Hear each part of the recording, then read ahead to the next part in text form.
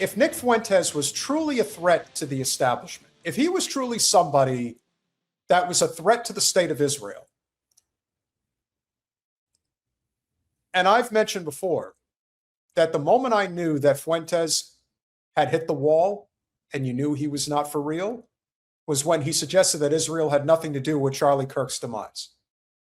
And little by little after that, we've seen many of such instances related to that. And this is the latest one when it comes to Fuentes. And needless to say, I think it says it all. This whole pedo thing, it's like, is it really pedophilia? I don't want to be the one that has to say it, but I guess I'm being forced to say it. It's not really pedophilia. Okay. Yes, it is. It is unequivocally pedophilia when we're talking about underage girls and Jeffrey Epstein. Now, those that are the groypers will suggest that this is just him doing shock jock commentary. You don't make shock jock commentary about things like this. And the one thing that has never changed, this man hates women. Now, does he hate them because he's a closet homosexual? Or is it because he's just not good with women? Or he's terrified of women? I don't know. Maybe. But I also believe that there are a lot of people that follow Fuentes. And as I've said, his following is very devout, very much committed to him and supporting his agenda. And so I ask anybody who has listened to him, and then I would ask anybody who is enamored with his commentary. And I would say this: is it entirely plausible that a lot of his supporters are people that just want to see the world burn because the world has done them wrong, or they feel that they've been left behind and they feel that they haven't succeeded? And he is their outlet. He is the person that they go to that allows them to feel validated because nobody else is validating them, because deep down he feels the exact same way.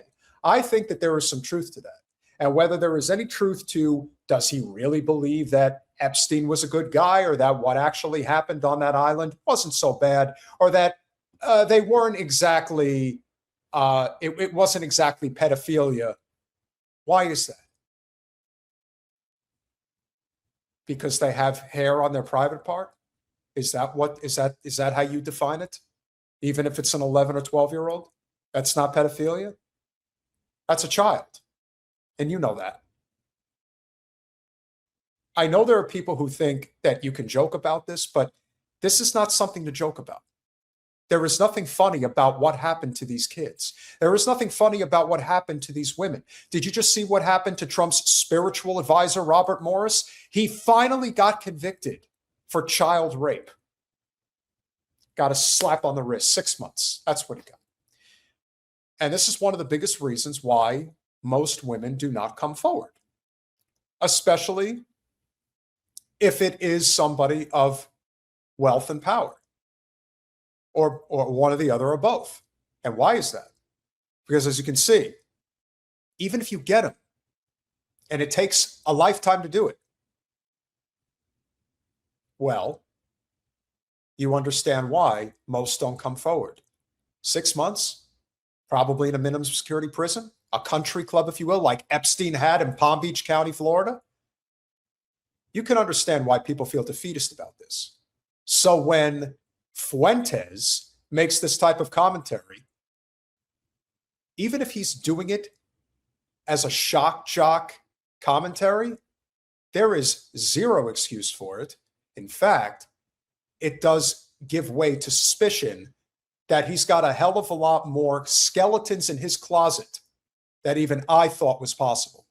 But he's got more to say. Okay. They weren't trafficking 5-year-olds. It was like they were technically not legal. Big difference in my. Kids. They were kids. These weren't 16, 17-year-olds. And he references a 5-year-old. A 5-year-old, in some respects, is still considered a toddler. That's what you're going with? Yes, I understand he likes to stick his foot in his mouth. I know he thinks he's edgy because he says, I'm just going to say it. Epstein was cool. Okay, I'm giving you my Nick Fuentes impression. Look, I know I act like a teenager. And so the only girls that are interested in me are very young teenage girls. And I kind of want to date one, you know? It actually hurts my throat to do that.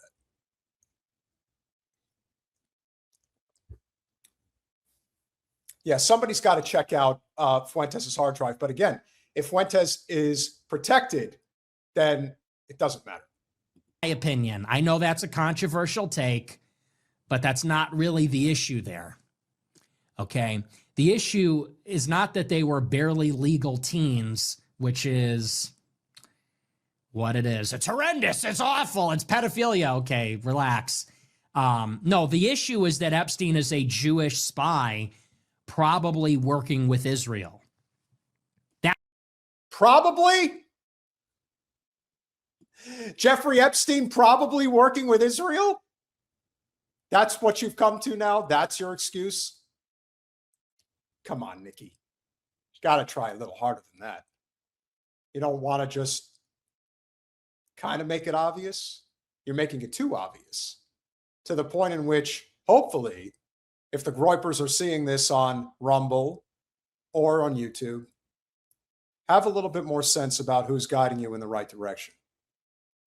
Nick Fuentes is guiding you to a road to nowhere. That's where he's leading you. That's the dilemma there. He's working with Israeli intelligence. Why is that a dilemma? Why would that be a dilemma? It's not a dilemma. It's a fact. I don't know what they have on Nick other than what Candace Owens has to say about Nick, which I agree with 100%. And this is why, again, I know that they've been going back and forth. And again, I don't get into that bullshit. Thank you, Bill. Really appreciate it. So Candace had something to say as well about this statement from Fuentes. Society for no reason. How easy is it not to do that? Okay. Not to try to use some technicality, which, by the way, who do you think is in control of these definitions, by the way? I mean, they are changing the definition of what it means to be a girl and a boy right now. So if you can find, well, look at this definition. Technically, if the person is 11, if the person's not under 5, who cares if they're prepubescent? The point is not pedophilia. We've expanded the definition. We're constantly expanding and changing definitions to confuse people against common sense. Okay. And she's right. That is the whole point. But also it is to prey on the vulnerable.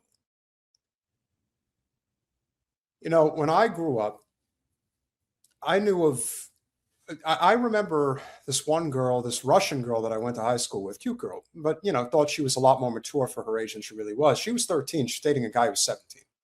Now, even that, I think, it's really crossing the line. Now, is it consensual? Probably. But make no mistake, there's a lot of consensual relationships out there that are just inappropriate. Does anybody think it's really appropriate for Leonardo DiCaprio, who's, what is he, 53 today, something like that, and he prefers girls that are like 21? Yeah, I think that there's something to be said for chasing after vulnerable. I think that there is something to be said for that. And certainly, certain people mature faster than others, but that's not what we're talking about here. We're talking about kids. And this is the part where I agree with conservative America. Real conservative America. The loss of innocence with children, particularly in the last generation or two, can't be denied. People grow up way too fast. There's something about being a kid. And there's so many things that get taken from you when you're abused, especially young, and especially when you don't understand it. And it is far more common than people let on.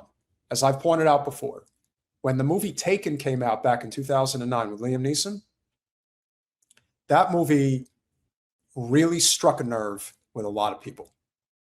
And the reason I believe it did is because a lot of people have been affected by different forms of trafficking and abuse. And so to even make light of it, to joke about it, to suggest, oh, is it really that big of a deal if they're 12 or 13?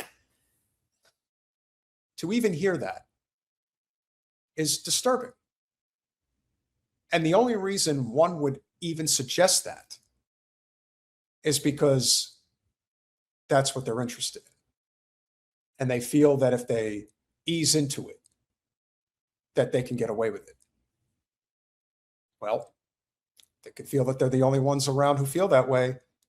Yeah. But Candace is right. There is this blurring of lines that's been going on for far too long, and we cannot ignore it, and we can't pretend it's not happening. And there's a reason why there's been a massive conservative backlash in this country when it comes to social issues. Now, those are not, they're not kitchen table issues when it comes to paying bills, but they're still pretty big. And they have defined a direction that a lot of people are going in. Now, don't get me wrong, a lot of people who are not so up to snuff and not on the level are taking advantage of it and using it as political cannon fodder. And that's an even greater danger. So I'm speaking from my own personal perspective. The loss of innocence can never be regained once it's taken away. And so for Nick Fuentes to talk that way is abhorrent, to put it mildly. But the sad truth, ladies and gentlemen, he's not the only one who thinks like that. That's the danger. If you are sexually interested in prepubescent children, you're a pedophile. How about that? Is that easy? Thumbs up? Cool? We good? And what is just so remarkable to me, and like I said, I've been fine with him doing his thing. Obviously, he's a federal informant. It's ridiculous for people that don't understand that. It's ridiculous that people just keep following him despite the overwhelming evidence. I mean, this guy took a meeting with Dan Wilkes' partner after years of screaming about Ben Shapiro and talking about Israel. And all. He took a meeting with Defend Texas Liberty and Ferris Wilkes' partner, and pitched, one reporter got documents, was pitching to sell the data of his followers. And people were like, that's fine. He led people into a cap. Okay. One of the dirtiest secrets about politics, ladies and gentlemen, especially if you ever donate to a political campaign, if you don't know this, with very rare exception, our congressional campaigns for Jen are a couple of those exceptions. A lot of companies pay a lot of money to get their hands on voter and especially donor data. I consider it extremely intrusive.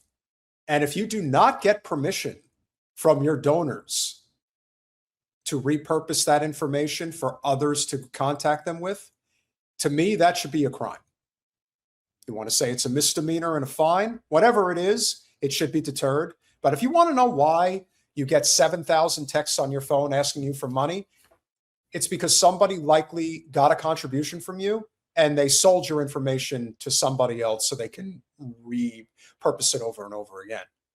So the fact that Fuentes, with his potential millions of followers between all social media, the fact that he's doing that,